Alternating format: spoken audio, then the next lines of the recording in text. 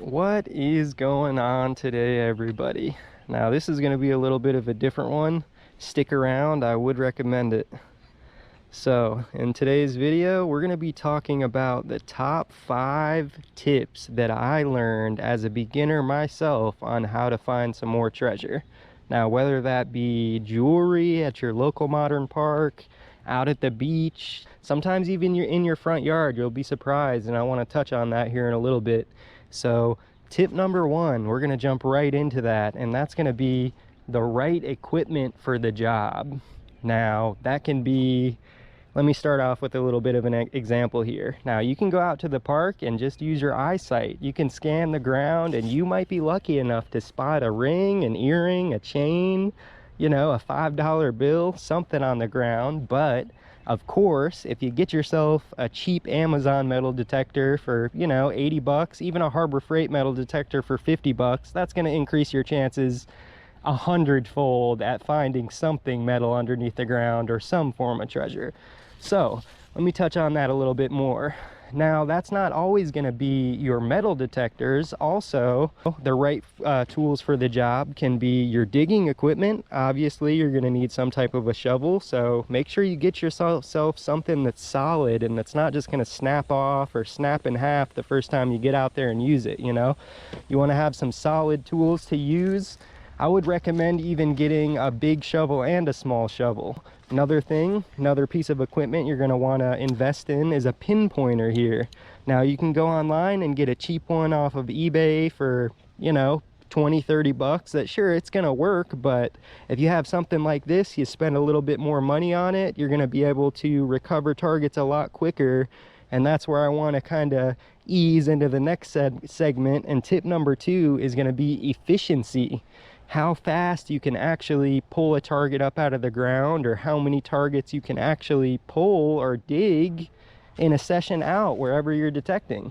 Whether that be at the beach, how many targets are you going to be able to pull in one metal detecting session out at the beach? It can make a big difference. If you're going real slow and casual, oh, I respect that. That's how some people like to detect. But in a lot of cases, if you're moving quick, if you're pulling your targets fast, if you have the right tools for the job, say at the beach, you're going to want to get yourself a sand scoop so you can quickly and efficiently dig some targets out of the ground, and you'll be pretty much set. So again, like I said, efficiency. If you're twice as fast at digging up a coin out of the ground, well, you're going to be able to dig twice as many targets at the end of the day, and that can in turn lead to some more treasure.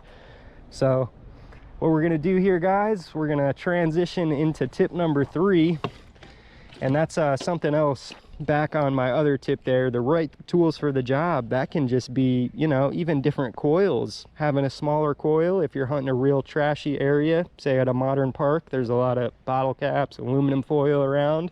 You're going to want to get you something like this, you know, invest in a little bit of a smaller coil, or they have bigger ones too. All right, guys, the next one I want to get into a little bit is knowledge, and that's both knowing your machine, and also it can come in a few different forms. So say you have an idea of a really good spot that you think maybe an old house or an old you know, the local old timer told you about, maybe there used to be a house or an old bank or something out somewhere. Well, that's a bit of knowledge, and now you have a better chance already at, you know, maybe searching for the owner of that land or going over to that property and seeing what you can find on there.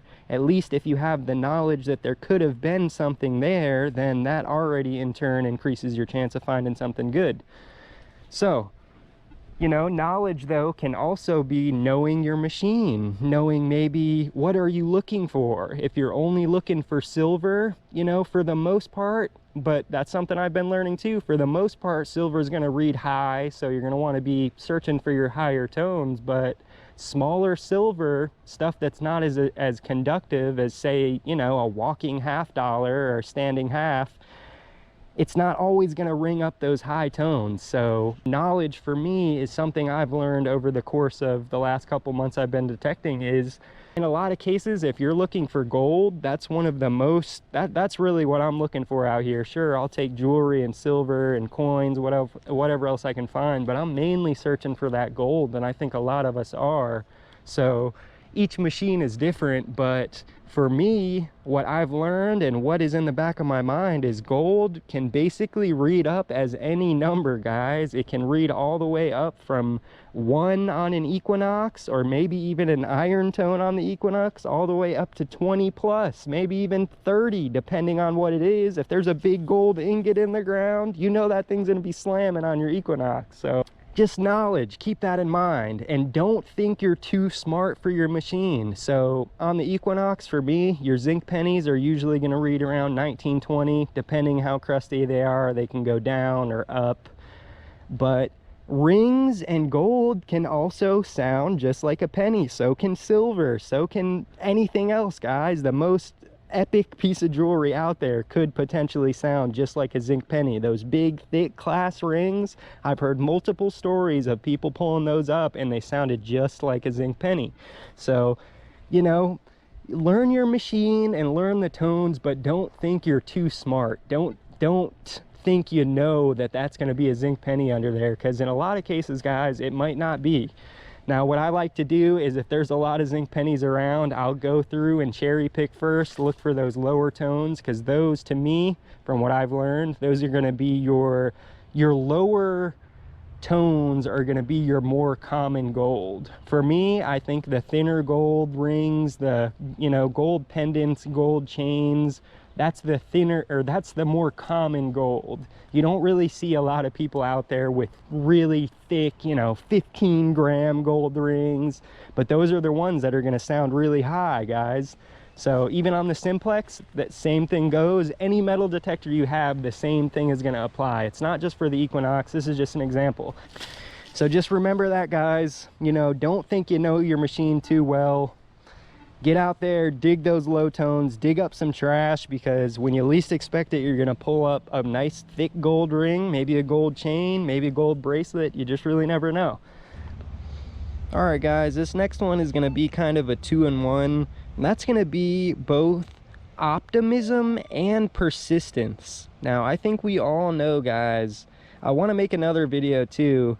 Metal detecting is not for everyone. I think a lot of people kind of get the false impression that you're going to go out there, they see the videos of people finding, you know, old hammered silvers and super thick gold rings, multiple gold in the same day at the beach or wherever. And yes, you know, a lot of that stuff can happen, and it will happen to you guys if you are persistent enough and your optimism stays high. Because if you're not optimistic, then you're probably not even going to be out there hunting in the first place. So stay persistent, whether it's at that trashy park that it seems like you've been, you know, pulling nothing but bottle caps, but you got that feeling in the back of your mind that someone probably lost a gold chain or a gold ring, or maybe the park's old and you notice that it was built back in the 50s and you think that there's got to be a silver coin around here somewhere. Stay persistent for a while. I'm not saying hit it until there's no targets left. Just stay optimistic. The bottom line is stay optimistic, everybody. You know, I feel that's the one of the most important parts of metal detecting is optimism. You have to, every target you dig, you have to be realistic. Don't go into it, oh, a 13, it's gonna be a gold ring, because you're gonna be disappointed, you know, when it's a nickel or a pull tab. But you have to stay optimistic. Keep on doing it, guys. Stay persistent with it.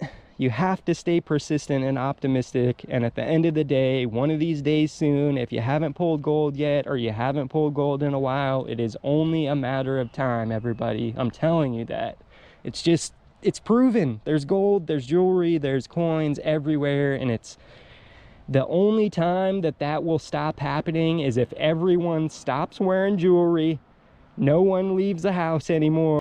So the last thing I wanted to touch on, guys, the 5th tip that I have for you is, of course, location. Now, at the end of the day, you can find jewelry anywhere. I have found my most gold in my front yard. I found 2 gold rings in my front yard, I kid you not, with the Garrett Ace 200. I'm still trying to catch up on that. I've been metal detecting nearly a year now, and I mean, I found a few pieces of gold here and there, but that's you just never know where the jewelry is going to be. But if you put yourself on a good location, what I found recently, I've been going to the beach. If you guys have a beach near you, it's the season, but that goes the same with parks. Now's the time. People are getting out there, they're playing more sports, they're finally, you know, kind of relieved of the C word. I think we all know what that is, but people are ready to get out there. They're ready to start working out, exercising, playing sports, playing volleyball, doing whatever. So get out there, check around your walking paths. If you're doing modern parks, people are always jogging. That's one of my top places I love to look, because people are working out, exercising, sweating. A lot of the times they'll even, you know, throw on some suntan lotion or something to go out and have a jog. So get out there, guys. Location, on some history, that is super important. Around me personally, where I am, there's not a whole lot of history, and the history there is, it's very slim picking and it's hard to come by. I got to do a lot of asking around for permissions, getting denied. You know, eventually they'll say yes. That's something else I'd like to touch on someday. But get out there, guys. Make sure the rules are okay where you are. Don't just go digging up random people's property or random areas that you don't know if you're allowed to dig there or not. Do as much research as you can. Make sure it's okay to dig there. Try to even get some permissions. There's many websites out there, I'm sure you guys know. Historic Aerials is a good one. There's also the Sanborn Maps. That's one that I just recently learned about. That's really good. It really gives you optimism and, you know, hope when you look up stuff like that. Look up your local area that you're in and go back 75, 100 years and see what used to be around, because a lot of the time those photos, aerial photos or maps, those are available. Old maps are available online or at your, you know, local library. So that, for me, guys, that's the real treasure hunt, is when you go online and you try to pinpoint a location. Like, oh, I think this was an old bank back in, you know, 1890 or early 1900s, and then you try to pinpoint where that is now, and then you go try to hunt for the landowner. And like, it is fun to do that. That's, to me, that's the real treasure hunt, you know, is when you can like hunt down some history. And then I still want to get onto some history like that, guys. So stay tuned. If you enjoyed videos like this, feel free to give me a thumbs up so I know you enjoyed it. I think a lot of us know this, a lot of these things on the back of our mind. We just, sometimes I forget, especially with like digging those low numbers on my machines. I'm just like, it's just more foil. But persistence, optimism, guys.